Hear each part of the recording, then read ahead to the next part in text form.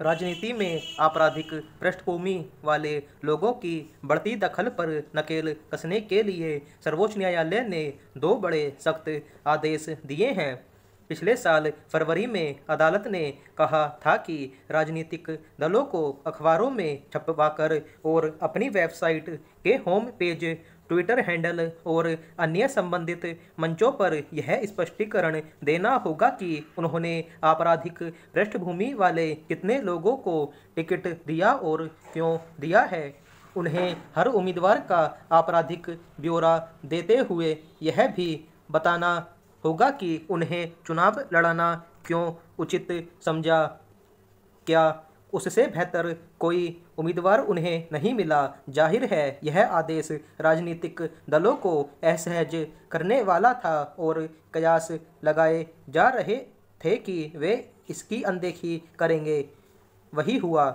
बिहार विधानसभा चुनाव में लगभग सभी दलों ने अपने प्रत्याशियों के आपराधिक विवरण नहीं दिए। इसे सर्वोच्च न्यायालय ने अवमानना करार देते हुए 8 राजनीतिक दलों पर भारी जुर्माना लगाया है। इसके अलावा अदालत ने दूसरा फैसला सुनाया है कि अब कोई भी राज्य सरकार किसी प्रतिनिधि के खिलाफ चल रहा कोई भी आपराधिक मुकदमा बिना उच्च न्यायालय की अनुमति के खुद वापस नहीं ले सकती। ये दोनों फैसले देश की लोकतांत्रिक व्यवस्था में मील का पत्थर साबित हो सकते हैं अगर इन पर कड़ाई से अमल किया हो।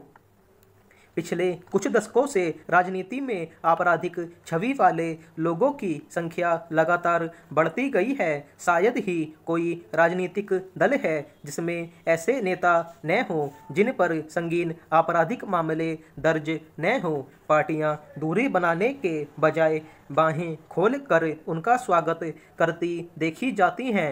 यही वजह है कि हर लोकसभा और विधानसभा में चुनाव के बाद ऐसी छवि वाले लोगों की संख्या कुछ बढ़ी हुई ही दर्ज होती है।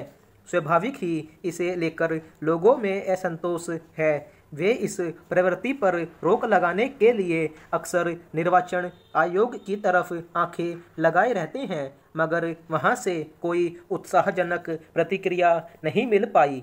इसलिए सर्वोच्च न्यायालय की सख्ती से लोगों को लोकतांत्रिक प्रक्रिया में शुचिता की उम्मीद स्वाभाविक रूप से बढ़ गई है।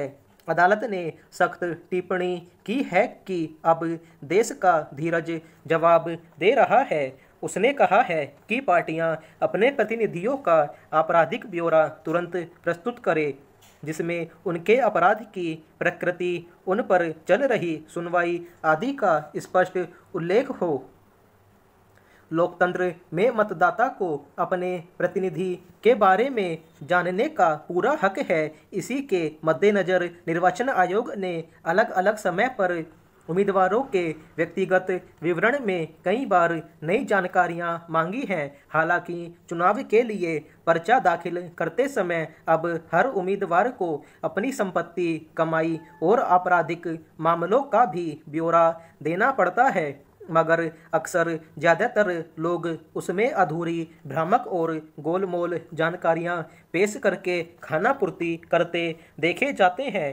अब राजनीतिक दलों की जवाबदेही होगी कि वे बताएं कि उन्होंने एक आपराधिक पृष्ठभूमि वाले व्यक्ति को क्यों उम्मीदवार बनाया। इस तरह वे ऐसी छवि के लोगों को टिकट देने से हिचकेंगी। सर्वोच्च न्यायालय ने सख्त लहजे में कहा है कि ऐसी पृष्ठभूमि के लोगों को कानून का कोई अधिकार नहीं है, मगर जिस तरह राजनीतिक दलों में बाहुबल और धनबल से वोट हथियाने की प्रवृत्ति जड़ जमा चुकी है, वे किस हद तक इससे मुक्त हो पाएंगे, देखने की बात है। अगर वे सचमुच लोकतांत्रिक मूल्यों में विश्वास करते हैं तो राजनीतिक दलों को इस पर अपनी अंतरात्मा को टटोलने की जरूरत है।